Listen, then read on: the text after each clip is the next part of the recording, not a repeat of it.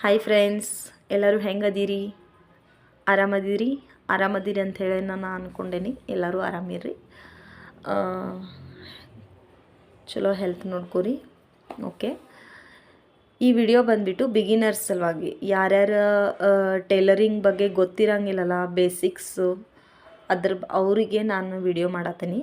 Part 1ದಾಗ ಏನೇನು ಬೇಕಲ್ಲ materials ಅದನ್ನೆಲ್ಲ ಹೇಳ್ಕೊಟ್ಟೇನಿ.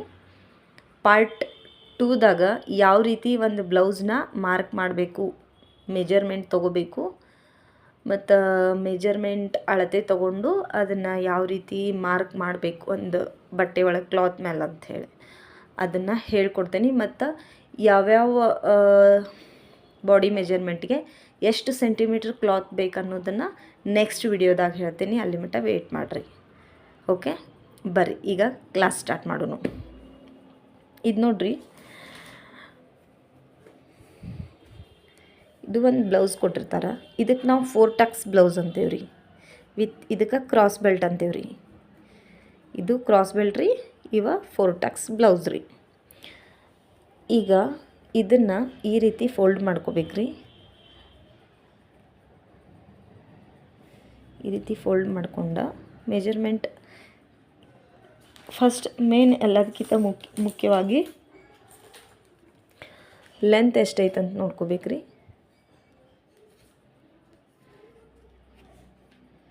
ಬ್ಲೌಸ್ ಲೆಂತ್ 12.5 ಐತ್ರಿ. 12.5 ಇದ್ರೆ ಮಾರ್ಕಿಂಗ್ ಮಾಡುವಾಗ +1 ಆ್ಯಡ್ ಮಾಡ್ಕೋಬೇಕು. +1 ಆ್ಯಡ್ ಮಾಡ್ಕೊಂಡ್ರೆ 13.5 ಬರುತ್ತೆ ರೀ. ಈಗ ಲೆಂತ್ ಆತ್ರಿ. ಸುತ್ತಳತೆ ನೋಡ್ಕೊಳ್ಳೋಣ. ಸುತ್ತಳತೆ ನೋಡ್ಕೋಬೇಕಾದ್ರೆ ನಾವು ಹೆಂಗೆ ನೋಡ್ಕೋಬೇಕಂದ್ರೆ, ಇದು ನೋಡ್ರಿ, ಈ ಆರ್ಮೋಲ್ ಇರುತ್ತಲ್ಲ, ಆರ್ಮೋಲ್ ಪಾಯಿಂಟ್ ಇರುತ್ತಲ್ಲ, ಈ ಪಾಯಿಂಟಿಂದ ಈ ಬ್ಯಾಕ್ ಪಟ್ಟಿ ನೆಕ್ ಬರುತ್ತಲ್ಲ, ಇಲ್ಲಿಂದ ನೇರವಾಗಿ ಸೀದಾ ಇಲ್ಲಿ ಇಷ್ಟು ಆಯಿತಾ. ಕನ್ನಳತೆ ಒಳಗೆ ಮಾಡ್ಕೋಬೇಕ್ರಿ ನಾವು ಅದನ್ನು. ಇಲ್ಲಿಂದ ಈ ಪಾಯಿಂಟಿಂದ ಸೀದಾ ಈ ಪಾಯಿಂಟಿಗೆ ನೋಡ್ಕೋಬಾರ್ದು ರೀ. ಈ ಪಾಯಿಂಟಿಗೆ ನೋಡ್ಕೊಂಡ್ರೆ ಅದು 8 ಬರುತ್ತೆ ರೀ. ಈ ಬೆನ್ ಅಂದ್ರೆ ನೆಕ್ ಇರುತ್ತಲ್ಲ, ಬ್ಯಾಕ್ ನೆಕ್ ಇಲ್ಲಿವರೆಗೂ ನೋಡ್ಕೊಂಡ್ರೆ ಎಕ್ಸಾಕ್ಟ ಸುತ್ತಳತೆ ನಮಗೆ 8.5 ಸಿಗುತ್ತೆ ರೀ. ಆಯಿತಾ. ಇದು ಕರೆಕ್ಟ್ ರೀ, ಇದಲ್ಲ, ಇದನ್ನು ತಪ್ಪು. ಆಯಿತಾ. ಸುತ್ತಳತೆ ಆಯ್ತು ರೀ, ಉದ್ದಳತೆ ಆಯಿತು.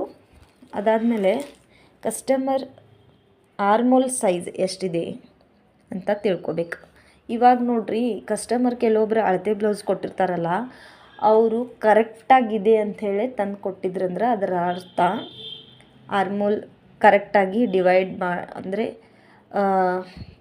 ಪ್ಲಸ್ ಮೈನಸ್ ಯಾವ್ಯಾವ ಬ್ರೆಸ್ಟ್ ಸೈಜ್ಗೆ ಯಾವ್ಯಾವ ಶೋಲ್ಡರ್ಗೆ ಪ್ಲಸ್ ಮೈನಸ್ ಮಾಡ್ಕೊಂಡ್ಬಿಟ್ಟು ಅದಕ್ಕೆ ಕರೆಕ್ಟಾಗಿ ಅಳತೆ ಬಂದಿರುತ್ತೆ ರೀ. ಅದನ್ನು ಅವರು ಆರ್ಮೋಲ್ ಇಟ್ಟ ಕಟ್ ಮಾಡಿರ್ತಾರೆ. ಸೊ ಇದು ಕರೆಕ್ಟ್ ಆಗೈತಂತ ಕೊಟ್ರಂದ್ರೆ ಬೇರೆ ಯಾರು ಸ್ಟಿಚ್ ಮಾಡ್ಯಾರಲ್ಲ, ಕಟ್ಟಿಂಗ್ ಮಾಡಲ್ಲ, ಅವರು ಕರೆಕ್ಟಾಗಿ ಕಟ್ಟಿಂಗ್ ಮಾಡಿದಾರಂತ ಅರ್ಥ. ಯಾವ ರೀತಿ ಹೇಳ್ತಾ ಇದ್ದೀನಿ ಅಂತಂದ್ರೆ, ಕಸ್ಟಮರ್ದು ಶೋಲ್ಡರ್ ಇರುತ್ತಲ್ಲ, ಶೋಲ್ಡರ್ ಎಷ್ಟು ಬಂದಿರುತ್ತಲ್ಲ ಅದರಲ್ಲಿ /2 ಮಾಡ್ಕೋಬೇಕ್ರಿ. 2 ಮಾಡ್ಕೊಂಡ -2 ಮಾಡ್ಕೋಬೇಕು. /2 ಮಾಡ್ಕೊಂಡ್ಮೇಲೆ ಎಷ್ಟು ಬರುತ್ತಲ್ಲ ಆನ್ಸರ್, ಅದ್ರಾಗ -2 ಮಾಡಿಕೊಂಡು ಅದನ್ನು ಡೀಪ್ ನೆಕ್ ಬ್ಲೌಸ್ಗಳಿಗೆ ಕಟ್ ಮಾಡುವಾಗ ಇಟ್ಕೋಬೇಕ್ರಿ ಶೋಲ್ಡರ್. ಆಯಿತಾ. ನಿಮ್ಗೆ ಅದ್ರ ಬಗ್ಗೆ ಒಂದಿನ ಹೇಳ್ಕೊಡ್ತೀನಿ. ಇವಾಗ ಓನ್ಲಿ ಇದನ್ನಷ್ಟ ನೋಡ್ಕೊರಿ. ಯಾವ ರೀತಿ ಈ ಆರ್ಮೋಲ್ ಎಷ್ಟಿದೆ ಅಂತ ತಿಳ್ಕೊಬೇಕಂತಂದ್ರೆ, ಈ ಆರ್ಮೋಲ್ ಅಂದರೆ ಶೋಲ್ಡರ್ ಇರುತ್ತಲ್ಲ ರೀ, ಶೋಲ್ಡರಿಂದ ಹೊರಗಡೆ ಅರ್ಧ ಇಂಚ್ ಮಾರ್ಕ್ ಮಾಡ್ಕೊಂಡು ಮೇಲಿಂದ ಈ ಪಾಯಿಂಟಿಗೆ ಬಂದು ಆರ್ಮೋಲ್ ಲಾಸ್ಟ್ ಪಾಯಿಂಟಿಗೆ ಬಂದು ಒಂದು ಲೈನ್ ಹಾಕೋಬೇಕ್ರಿ. ಶೋಲ್ಡರ್ ಇದು ಪಫ್ ಸ್ಲೀವ್ಸ್ ಇರೋದ್ರಿಂದ ಜಾಸ್ತಿ ಬಟ್ಟೆ ಇದೆ, ಇಲ್ಲಿಂದ ಹಿಡಿಬಾರ್ದ್ರಿ. ಈ ಶೋಲ್ಡರ್ ಇದು ಸ್ಟಿಚ್ ಬಂದಿರುತ್ತಲ್ರಿ, ಅಲ್ಲಿಂದ ಹಿಡಿಬೇಕ್ರಿ. ನಮಗೆ ಎಕ್ಸಾಕ್ಟ್ 5 ಇಂಚ್ ಸಿಗುತ್ತೆ ರೀ ಕಾರ್ನರ್. ಇಲ್ಲಿಗೇನು ಕರೆಕ್ಟ್ ಲೈನ್ ಹಾಕ್ಕೋಬೇಕು. ಈ ಲೈನ್ ಹಿಂಗೆ ಕ್ರಾಸ್ ಆಗಬಾರ್ದ್ರಿ. ಕ್ರಾಸ್ ಆದ್ರೆ ನಿಮಗಿಲ್ಲಿ ಕರೆಕ್ಟ್ ಸಿಗಲ್ಲ. ಇದು ನೇರ ಆಗಿರ್ಬೇಕು, ಸ್ಟ್ರೇಟ್. ಆಯಿತಾ.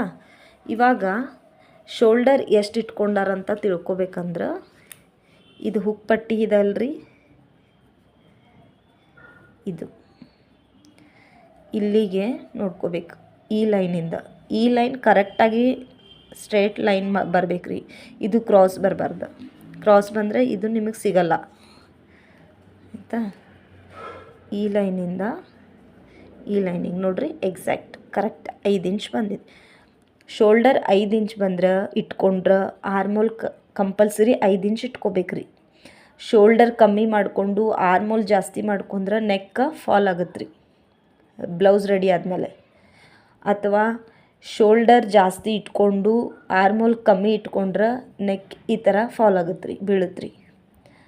ಯಾವುದೇ ಡೀಪ್ ನೆಕ್ ಬ್ಲೌಸ್ ಆಗಲಿ ಕಟ್ ಮಾಡ್ತಿರ್ಬೇಕಾದ್ರೆ ಶೋಲ್ಡರ್ ಎಷ್ಟಿರುತ್ತೋ ಶೋಲ್ಡರ್ ಅಷ್ಟೇ ಸೇಮ್ ಆರ್ಮೋಲ್ ಇಟ್ಕೊಂಡ್ರೆ ನೆಕ್ಕು ಫಾಲ್ ಡೌನ್ ಆಗಲ್ಲ.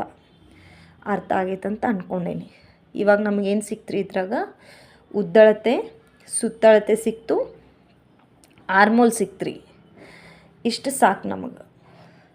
ಇನ್ನು ಮಾರ್ಕಿಂಗ್ ಯಾವ ಟೈಪ್ ಮಾಡ್ಕೋಬೇಕಂತ ನಾವು ಓಕೆ, ಬ್ಯಾಕ್ ನೆಕ್ ಒಂದು ಹೇಳಬೇಕಲ್ಲ ನಿಮಗೆ. ಬ್ಯಾಕ್ ನೆಕ್ ಲೆಂತ್ನ ನಾವು ಮಾಡ್ಕೊಳ್ತಿರ್ಬೇಕಾದ್ರೆ ಎಲ್ಲರೂ ಇಲ್ಲಿಂದ ಹಿಂಗೆ ನೋಡ್ತಾರೆ ಇಲ್ಲಿವರೆಗೂ ಅಲ್ಲ, ಇದು ರಾಂಗ್. ಈ ಥರ ನೋಡ್ಕೋಬಾರ್ದು. ಬ್ಲೌಸ್ ಕಸ್ಟಮರ್ ಕೊಟ್ಟಿರೋ ಬ್ಲೌಸ್ನ ಬ್ಯಾಕ್ ನೆಕ್ ಈ ಪಟ್ಟಿ ಇರುತ್ತಲ್ರಿ ಬ್ಯಾಕ್, ಇದನ್ನು ನೋಡ್ಕೋಬೇಕು. ಇದು 4 ಇಂಚ್ ಬಂದಿದೆ.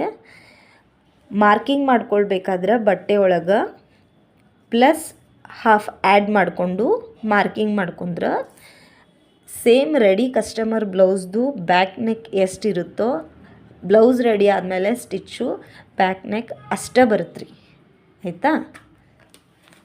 ಓಕೆ, ಎಲ್ಲರಿಗೂ ಅರ್ಥ ಆಗೈತೆ ಅಂದ್ಕೊಂಡೀನಿ. ನಿಮಗೇನು ಅರ್ಥ ಆಗಲಿಲ್ಲ ಅಂದ್ರೆ ನನಗೆ ಕಮೆಂಟ್ ಮಾಡಿರಿ, ನಾನು ನಿಮಗೆ ಮತ್ತೆ ಅದ್ರ ಬಗ್ಗೆ ಹೊಸ ವಿಡಿಯೋ ಮಾಡಿ ಅಪ್ಲೋಡ್ ಮಾಡ್ತೀನಿ. Okay, thank you. ಲೈಕ್ ಮಾಡಿರಿ, ಶೇರ್ ಮಾಡಿರಿ, ಸಬ್ಸ್ಕ್ರೈಬ್ ಮಾಡಿರಿ, ಕಮೆಂಟ್ ಮಾಡಿರಿ, ಸಪೋರ್ಟ್ ಮಾಡಿರಿ. Thank you. ಬಾಯ್.